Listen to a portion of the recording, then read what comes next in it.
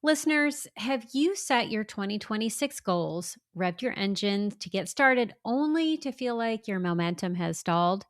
Or are you feeling overwhelmed by all that you are still carrying from 2025? Is this blocking your writing progress? If so, welcome to the Writing and Resilience podcast. I am so happy that you are here today because we are going to address all of this for you. If you're new to the podcast, I'm Lisa Cooper Ellison, your resident story alchemist and the host of this show. Every week, we explore all the ways that you can write and live the story that sets you free. And I'm so glad to be here with you this year and this season, especially where my word of the year is sovereignty.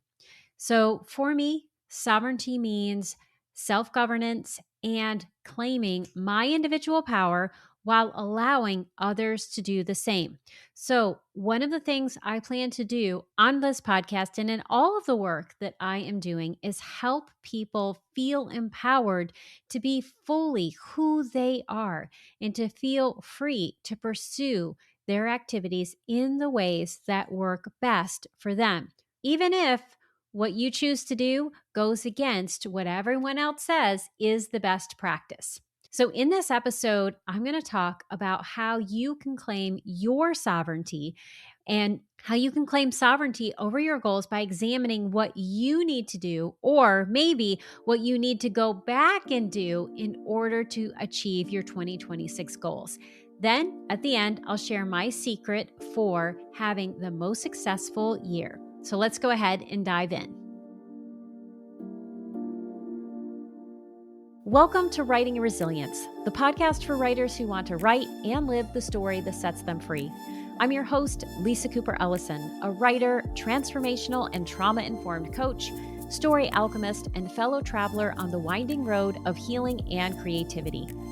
Each week, I'll share tools, practices, and conversations that will help you let go of what no longer serves you as you create stories that change lives, especially your own.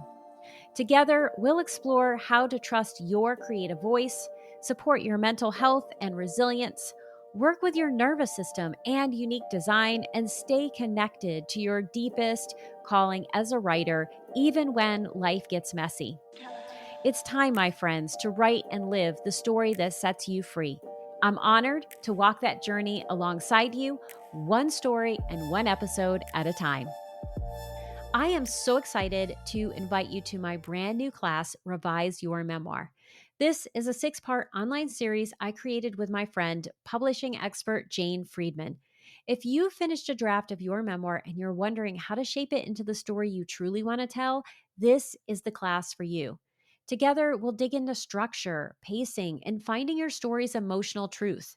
This is the kind of revision that transforms manuscripts from rough to ready. Each class comes with a detailed workbook, recordings, and real-time guidance to help you make real progress. Plus, those of you who sign up for the entire program will have opportunities to submit pieces that could be live workshopped during one of the webinars. And here's the best part. If you sign up for the entire program, you'll get a bonus session with Jane Friedman where we'll talk about getting your book ready for agents and publishers. I'll also be hosting co-writing sessions just for participants so you can build accountability, practice what you've learned, and ask questions about your project in a supportive space. If you're ready to revise your memoir in 2026, go to janefriedman.com/revise your memoir series with Lisa Cooper Ellison, or click on the link in the show notes. I look forward to seeing you in 2026. All right, friends, I want to begin by saying welcome to 2026. And I could say that a bunch of different ways. I could say welcome to 2026 because a lot has already happened. And it's possible that you came to this year hoping it was going to be very different from the year before. And yet it feels like that old energy is still with you. And that momentum that you would love to have, it's just not there. That excitement that you were hoping to start the year with is just, it's not revving. Or maybe you had a couple of weeks at the very beginning of the year and it felt like you were ready to go, only to feel this week like somebody is both pushing on the gas and the brake at the same time. Raise your hand if you feel any of these ways, because I can just say that I have felt all of that too. So I want to begin by giving us some context. Why was 2025 so hard or so challenging or so filled with just the stuff? And why might we still be feeling this? And how is that affecting our momentum? So, for the most part, Western astrology, this is the astrology that talks about your sun sign, like if you're an Aries or a Sagittarius or maybe a Pisces. That's Western astrology. And then there's Eastern astrology, which is often called Chinese astrology, which is associated more with animals. They often don't line up. But in 2025 and the energy that's happening right now, they are actually lining up. And 2025 was the year of the wood snake. Okay, so snakes shed their skin. And if you have ever watched this happen, it's kind of a gross, ugly process. And it doesn't feel great, right, to the snake. It's uncomfortable because the skin gets too tight. There's a sense of constriction. And it can feel, again, really uncomfortable and really difficult. And we've been dealing with that in 2025, and we're still dealing with that because we are not yet in the new energy. 2025 was also a 9 year, which in numerology is a year of shedding and completion so that we can start something new. And excitingly, 2026 is a 1 year, which is a year of launching and moving and planting seeds for the future. So there's a lot to be excited about. And yet, there's some work that we need to do in order to prepare for this really fertile season. So, what you need to be doing right now is shedding what no longer serves you. And maybe you did some of that work involuntarily in 2025 through losses of relationships. Maybe people that are beloved to you died, or you lost a job, or you lost something else that was really important and precious to you. This happened to a lot of people. Or maybe you confronted some aspect of yourself that you didn't want to see or you didn't want to face, and it showed up in an ugly and uncomfortable way. So, all of these things are the energy of a 9 year in numerology and of that period of shedding. And that shedding will continue until around February the 20th, which is when we enter the new year in Chinese astrology, which is going to be the year of the fire horse. And I'll talk more about that in a little bit. But what I want to say right now is if you're having this desire to have more momentum, but you're feeling like it ain't there, I am just still feeling a little stuck in the mud, or like, it's just not happening. Go back and look at what you need to shed, because it's likely that there is more work that you need to do in order to prepare the fertile ground for you to be able to move forward and do all of the things that you want to do. So, what do you need to shed? Number one, unhelpful beliefs, and then problematic habits, and finally, relationships that bring you down or are not serving not just who you are now, but the person that you want to become. So I'm going to unpack all of this during this episode. So, first, let's talk about beliefs. Beliefs are the foundations for who you are. Your beliefs define not just who you are, but how you operate in the world. They are the things that tell you what you feel like you can or can't do, the things you give yourself permission to try or not try. And so your beliefs are so powerful. And yet, here's the tricky part about them. There are some beliefs that you just know, right? You know that you believe certain things. But there are a lot of beliefs that we hold that are unconscious. And it's those unconscious beliefs that hold us back. So, what we want to do is we want to take some time to try to make the unconscious conscious so that we can work with it. Today, I'm offering an invitation. I want you to pause this episode and go get your journal if you haven't already done so, or you don't have one with you. because I have some questions that I would like you to ponder to prepare you for the work ahead. So once you have your journal, let's go ahead and get started. Okay, so here's the first question that I want you to ask yourself. What would I do if I lived a life with no limits? I want you to write down what that life is like. Who are you? What are you doing? What do you give yourself permission to be or try or experience? Now, for some of you, you're going to start writing these things down and immediately have a visceral response. So you may feel some tightening in your body or a constriction somewhere, maybe in your jaw, or you may find that your brain goes blank, right? It's difficult to figure out what that was, or you may have some beliefs that show up. Okay, so if you hear the beliefs, well, I can't do this because, or that wouldn't be right, or that wouldn't be fair to so and so, whatever it is, I want you to jot that down. And if you just notice some constriction in your body or your brain goes blank, I want you to be really curious about it and ask in your journal the following questions. If this constriction could speak, it would tell me. Or if my brain had an idea, what would that idea be? Or you can ask, what is blocking myself from having ideas? Right? So just be really curious about it. You don't have to come to a place of certainty right now. Just give yourself a chance to be curious about what is. Because when you approach this in a really gentle way, you allow your unconscious to trust you and to know that you're going to take this information that it's giving to you and treat it gently. So that is part of the energy that I want you to bring to this, an energy of curiosity, of gentleness, and compassion so that you can work with it. And that's what I want you to do. So once you have identified your beliefs, that especially those beliefs that don't serve you well, these are beliefs that are probably constricting. They may start with the word I can't, or I don't think, or I feel like I'm not, right? So you may find that kind of language around them. Once you've identified these, I want you to get curious about which beliefs are ready to be released, because some of these beliefs are so entrenched that you just need to sit with them for a while before you are ready to release them. So don't try to force yourself to release things that aren't ready, but just get clear on what is ready to be released. And once you know what that is, I want you to create some sort of ceremony that helps you release it. So here are some different ceremonies that I have done. I will get clear on what those beliefs are, and then I will write them down, and then I will burn them.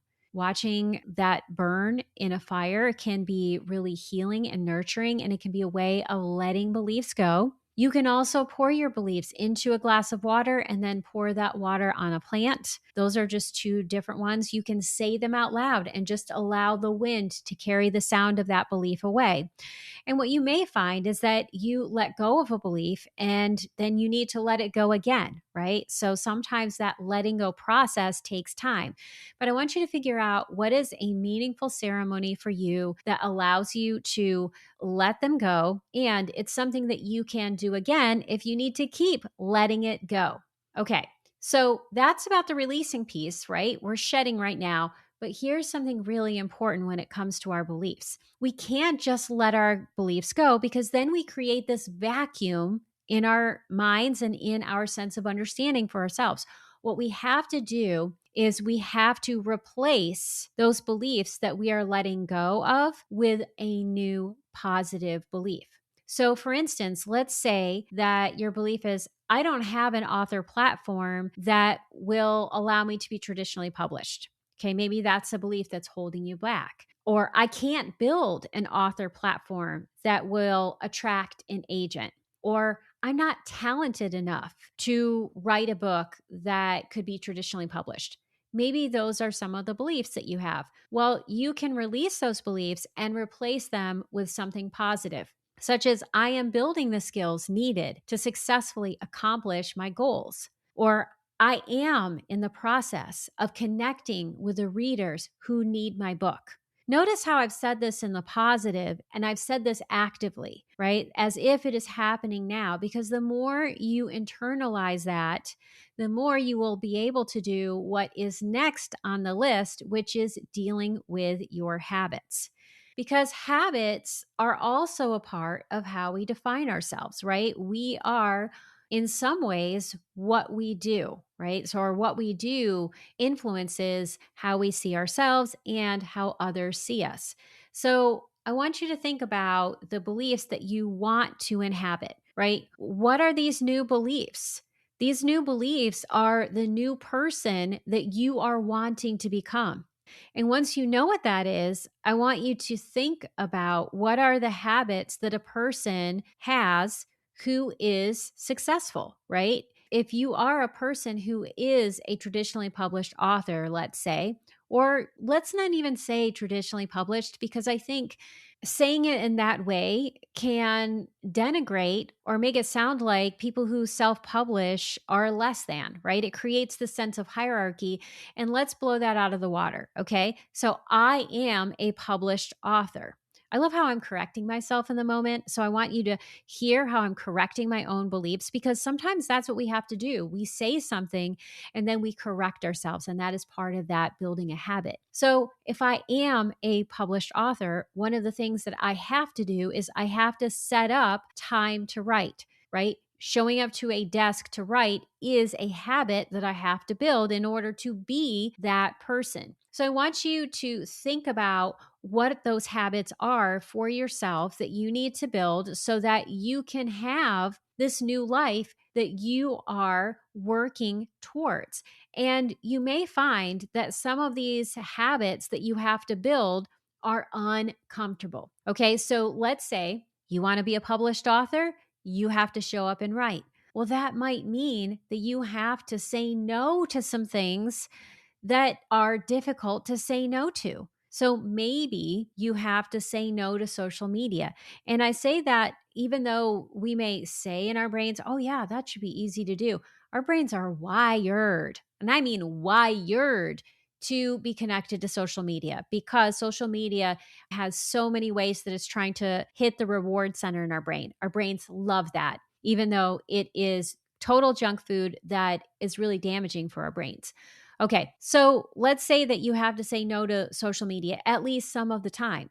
Well, turning off your phone and setting it aside somewhere else might feel really uncomfortable in the beginning. Maybe if you want to build an author platform, as another example, you may have to pitch yourself to, let's say, a podcast, or you may have to write an essay and then submit it for publication. And those things might feel really uncomfortable. But here's my invitation to you. Do those habits, even if it feels like you are not yet that person. That is how you will become the person that you want to be. I will tell you about one of the things that I'm working on, and that is not overscheduling myself. At the end of the year, I went into my calendar and I just blocked off all of this time that I am taking off, that I am setting aside for myself and my writing. And it felt so good to do that. And because that's a habit that writers have, right? They make time to write. But I'm going to tell you, there's something that I could do that could fit perfectly into that time. And it is going to feel so uncomfortable to say no. And yet, because my word of the year is sovereignty, and I am very clear about what my goals are, I will lean into that discomfort and I will say no when I need to. And so all of that leads to an area that can be really uncomfortable, and that is relationships, right? So we've talked about beliefs, we've talked about habits and behaviors, and the last one is relationships, because our relationships can be so precious to us. And each person that we interact with is teaching us something. They are offering us an opportunity to grow. But the reality is that sometimes people are here for a season, a reason, or a lifetime. And we need to evaluate throughout time whether or not this person that's in your life has served their purpose. And this is not to say that relationships are transactional, right? I'm not saying like, oh, I needed them for this specific purpose and now they've done it, so I need to let them go. Not talking about that, but that sometimes as we grow and as we evolve past people. And so when that happens, we want to honor what that relationship was, how it served us, and allow ourselves the opportunity to move on to people who match the frequency of what we want and where we are going. Because if we don't do that work, you will find that the people who are of the old frequency, right, of the old way, will bring you down.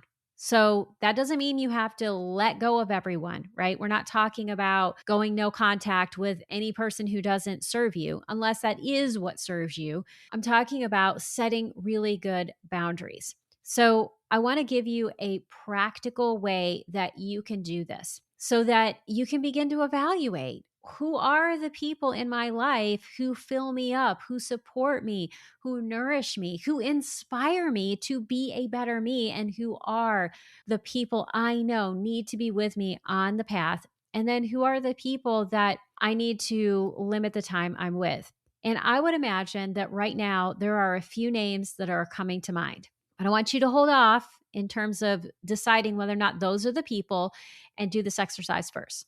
All right. So in your journal, I want you to make a list of all of the people that you regularly interact with. And then once you have those names, I want you to rate the quality of each relationship on a scale from 1 to 10. So 1 is, this is a relationship that causes me to feel shame about myself, or to feel like I can't do things, or they are damaging me in some other way. And this is usually in the realm of abuse. Okay.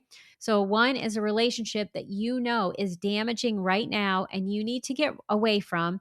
And 10 is, this is a person who supports me fully, who is there for me, and who inspires me to be a better person. So go through your list, and you can press pause if you want to have the podcast here right with you, so my voice can be with you throughout this. But press pause and go ahead and rate all of these relationships, and then we'll move on. Okay, so after you've done that, this is the next part. If someone is lower than a 5, right? 5 is baseline. And what I mean by 5 is, a 5 is someone who can support you some now. They have the frequency that you have now, and you generally enjoy being with them. So these aren't people you need to scrap. And they are certainly not relationships that are negative, but that's kind of a baseline. This is a relationship that is pretty good. So if a relationship is lower than a 5, it is highly likely that you need to set boundaries in that relationship. So here's some questions I want you to ask about these relationships that are lower than a 5. So you can come up with the most loving thing that you can do for yourself and that person. The first question I want you to ask yourself is, are you trying to solve this person's problems when they can solve them themselves? So this could be in the realm of people pleasing, codependence. Maybe you're a trauma survivor and you struggle with the fawning trauma response. Just ask yourself this question honestly, because sometimes the easiest way to set a boundary is to set a boundary with ourselves, right? And so instead of somebody tells you their problem, you jump in with what you feel like is the best solution. You notice like, oh yeah, I have the solution in my mind. I'm going to pause and not say anything, and instead say, I know you have what it takes to figure it out. This was something I had to learn to say to people because I struggled with this. This was like a huge Achilles heel for me. So I'm going to give it to you again. I know you have everything you need to take care of this or to do this, and I believe in you. Sometimes that's all you need to say, and that sets a boundary, and that allows you to have more energy for yourself. Okay, so that's the first thing. The next thing I want you to think about is this friendship or this relationship imbalanced in any way, such that they are always coming to you with their problems or always dumping on you in some way, so that when you leave every interaction, you feel drained, right? I want to be really clear that I'm talking about imbalance because all relationships are a matter of give and take. And so there are going to be times where people have a lot going on in their lives and they need to process with you, or they need your support and they need you to just be with whatever the pain, the muck, the messiness is. And that's okay. Right. And in those situations, when you are in the muck and in the messiness, you will probably feel drained and you'll have to go do something else to fill yourself up. But there will be other times when this relationship is about fun and exciting things and new adventures and new memories, and there's a lot of lightness. And there are probably going to be times when you are in the mess and the muck and the unknown, and that person is there for you, right? That's what a balanced relationship is. It's all of those things together. So if a relationship is less than a 5, ask yourself about the balance. Are all 3 of those facets there? Are they there for you? Can you be there for them? And is this relationship also about fun, joy, and being present? If it's not, get really curious about why that is. Does it relate to that first question? You've set up a dynamic where you're always trying to solve their problems, or is something else going on? The next thing I want you to ask yourself, and this could be with an imbalanced relationship specifically, is are you trying to get love and support from someone who does not have the capacity to give it to you? This can show up a lot in relationships with parents or siblings or other family members where we just have this deep desire for their approval and for their love and their acceptance, and for them to say, I believe in you and I am proud of you. And oh my gosh, imagine what the world would be like if everybody was able to do that. I want to live in that world. And the reality is, we live here on earth, and some people are great at that, and some people just aren't. And so, what we have to learn is to accept the fact that not everyone has the capacity to offer these things to us, largely because they don't offer it to themselves. And so, when that's the case, we need to, if we really need someone to be proud of us, find the people who can be proud of you and can communicate it. Right. So it's not a matter of you not needing that. Sometimes we have these fundamental needs, and that is perfectly fine. We are social creatures. We need each other. But we don't have to try to get something from someone who just doesn't have the capacity to do it. You can still love that person, but maybe what you do is you don't share as much about your vulnerable, tender projects with them. You instead share this and share the joy and the struggle and all of it with other people who have the capacity for it. So, as you are thinking about all of these people who are, below a 5, I want you to then, once you've understood a little more about that relationship, pause and ask yourself whether or not you've outgrown that relationship. Is it still one that serves both of you? Right? Because sometimes we think, oh, if I let a relationship go, I'm being mean to that person, but you are setting them free, and they may find someone else who is actually able to serve a need that they have that you can't serve. So it's not about cruelty. It's about understanding what serves us and others and then letting things go in the most loving way. Because when you do that, then you can call in more of the people who are able to support you and are on the same trajectory with you. And that is how people get things done. We often do this in collaboration with others or with the support of other people. And we want to get that support from the people who have the vibration, the energy, the frequency, the capacity, the dedication, the momentum that we are looking for, because as we are with those people, we tap into that, and that can be amazing for your progress. So, when anyone is a 5 or higher, you want to just ask yourself, do these people align with where you are? And do they align with where you're going? And again, just be really curious about it and spend the most time with the people who are aligning with where you want to go, or they have the capacity or the drive, or they are on the same path to go there. Find those people and spend time with them. And I'm going to offer an invitation. This is really important. Some of the people that you're going to want to spend time with are going to make you so uncomfortable. And that is because they are operating at a level that's beyond where you are now. And so they challenge you. And you may find that those people are supportive, they have what you're looking for. And sometimes when you're with them, you feel a little less than, or some of your old beliefs come up, right? That is so human and so normal.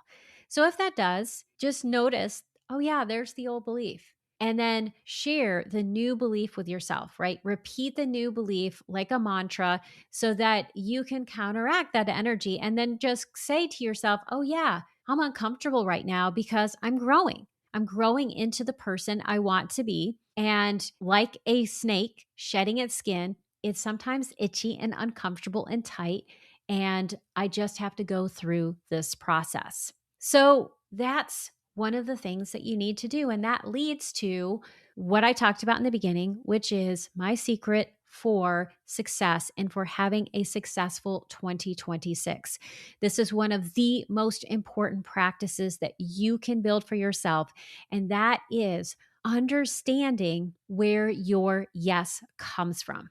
Because the more you understand where your yes comes from, and then you honor that yes, whatever it is, without having to question it and always make sense of it, you are going to be in alignment with your goals and with what it is that you are hoping to achieve. And you're going to experience more joy and more ease in your life. Does that mean you'll never have problems?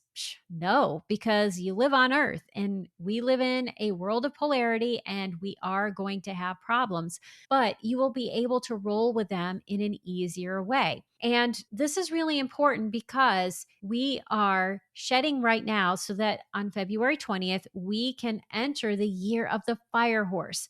So the fire horse is going to have a completely different energy. This is the energy of rapid momentum, creativity, passion, innovation. And you may not feel it all at once, right? February 20th may not arrive and you might not be like, oh my gosh, here it is. It's probably going to show up more as a slow wave that builds over time. But we are moving into that energy. And the more you understand your yes, the more you will be able to get into that creative flow and you will find the innovations that work for you because you are your unique person and there are specific strategies that will work for you and they may or may not fit with what the best practices are. So you want to give yourself permission to do what is right for you.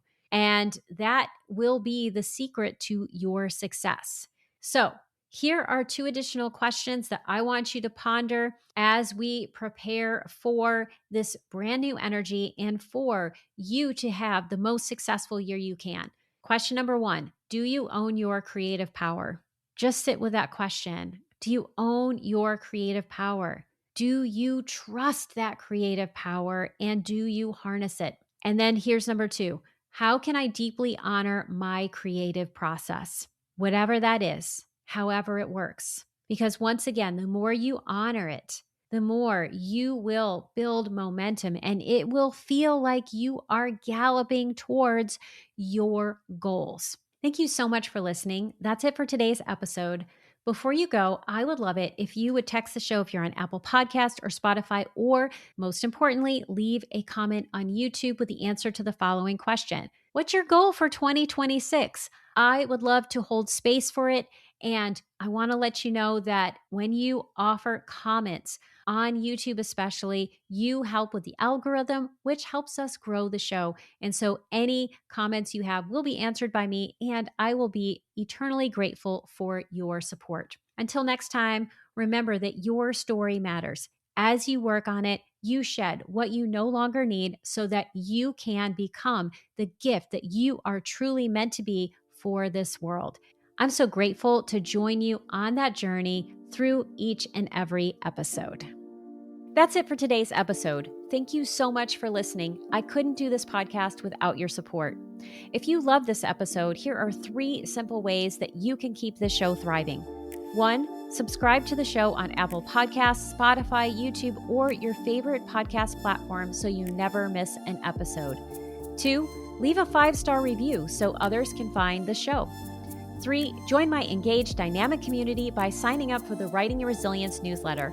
As a thank you, you'll receive a free copy of Ditch Your Inner Critic, 5 tools to transform self-doubt into self-support. Until next time, remember that your story matters. As you write and connect with the truest, most authentic version, you become not just the writer, but the person you're meant to be. And that, my friends, is the real freedom writing can offer.